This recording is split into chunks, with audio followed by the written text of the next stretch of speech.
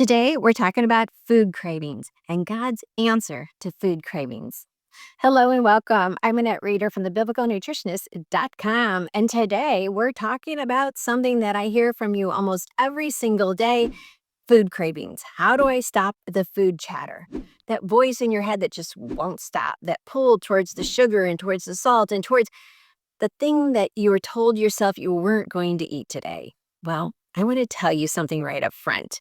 That craving, it's not a character flaw and it's not a lack of willpower, but you need to understand you're not broken. What if I told you that God already designed a way for you to get out of the craving cycle? And that modern science is, well, now confirming what scripture recorded thousands of years ago. And that's what we're uncovering today. I remember standing in my kitchen, and this was about 20 years back.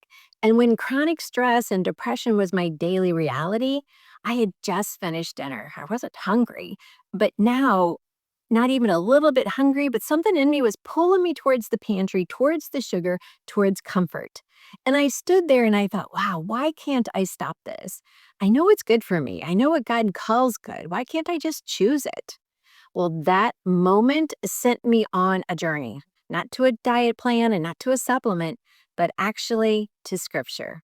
Because here's what I discovered: God didn't just give us a list of foods, but He gave us an entire framework for understanding why we crave, what we crave, and how to break free. Now, maybe that's you today. Maybe you've tried everything. You've cut out sugar, you've counted calories, you white knuckled your way through the afternoon slump or whatever, and the cravings just keep winning. You're exhausted, you're discouraged, and somewhere deep down, you're wondering if there's something wrong with you. Well, there isn't. There's something that you haven't been told. Now, I love it when modern science catches up to scripture. And on the topic of cravings, the research is remarkable. Science have discovered that there's something in the gut brain axis, a direct communication line between your digestive system and your brain. The bacteria living in your gut is known as your microbiome. You actually have microbiome throughout your entire body. They actually send signals that influence what you crave. So here's what that means for you. When your gut is populated with the right bacteria, the really good healthy flora, and it's fed by fiber-rich whole foods that God designed, those bacteria send signals of satisfaction. But when your gut is overrun by sugar-loving bacteria, and this happens fast when you're eating processed foods, those bacteria literally demand more sugar. They're not just passengers, they're shouting orders like, "We want more sugar." It's like that 2-year-old out of control.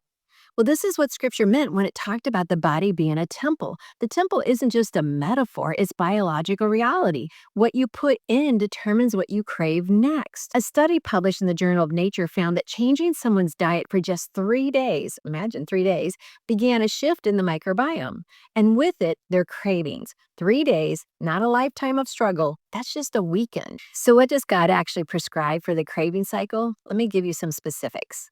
First, it's bitter herbs. I know, not what you expected. But in Exodus 12:8, it says, God commanded the Israelites to eat bitter herbs alongside the Passover lamb. Bitter herbs, dandelion, chicory, and endive, they activate taste receptors that signal your gut to produce digestive enzymes and bile. But here's what's fascinating: bitter compounds also help reset your palate. They interrupt the sugar cycle. So when you start a meal with something slightly bitter, your brain's reward response to sweet changes. So just have some parsley on your plate and just take a bite of that before you eat anything else, and you will reset your palate. Second is cinnamon. Proverbs 7:17 mentions it, and Exodus calls it a holy enough for the anointing oil. Cinnamon helps stabilize blood sugar, and blood sugar crashes are one of the main primary drivers of cravings. So when your blood sugar drops, your brain screams for quick energy, and that's usually sugar. A half a teaspoon of Ceylon or Saigon cinnamon daily in warm water or oatmeal helps keep that curve steady. Number 3, and this one is the one that changed everything for me personally, and it is protein. Protein first 2 bites of every meal, and protein at breakfast. Now, remember in scripture in John 21, after the resurrection, the first thing Jesus did was prepare breakfast for the disciples. And yes, it had bread, but it also had fish. It had a healthy protein. So if you have eggs or fish or lentils in the morning, your hunger hormones are going to stay satisfied for days. Here's number 4, water. Now, this sounds way too simple, I know, but dehydration mimics hunger. Your body sends the same signal for thirst that it sends for mild hunger. So when you think you're craving something, you might actually just be thirsty. Start with a glass of water and then wait 10 minutes. Let your body tell you what it actually needs. As long as we keep eating the wrong foods, the processed foods, our body's going to be in chaos and we're not going to know what we're really hungry for. I teach 3 principles that changed everything for me. And these come straight from God's word. And I want you to hear them applied specifically to cravings. Principle number one is eat the foods God called good. Now, this means excellent of its kind. Now, here's where most people really miss this. God didn't just call foods good, He designed them to satisfy. So, when your body is getting what it actually needs, the minerals, the healthy fats, the fiber, the living enzymes, the craving signals dial way down. And not because you have more willpower, because your body isn't starving for something that it's missing. Principle number 2 is to eat the foods as close to the way God designed it before they've been turned into a lab experiment. And this is where science gets fascinating. You see, processed foods are engineered to override our natural satiety signals. They hit your brain in ways that whole foods can't. And number 3, don't let any food become an addiction or a guide.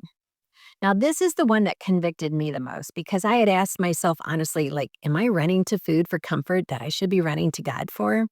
When I feel stressed and lonely and anxious and tired, is my first reach toward the pantry or toward prayer? So there you go. And here's what I want you to do. Don't try to do everything at once. That's typically how many people fail. And that's how cycles continue. So start one thing today. When a craving hits, before you reach for anything, drink a glass of water and then pray about it. And not long after the prayer, like, Lord, you know what my body needs. Help me to choose what honors you. 10 minutes later, are you still thirsty? Water, prayer. Then this week, add one bitter food to one meal. Dandelion greens on your salad or just parsley or cilantro. One bitter thing once a day. Start there. Your body will begin responding. Your brain will begin quieting down the food noise, and you'll start to experience what I experienced, the freedom of wanting what you want to want and not what the cravings were demanding.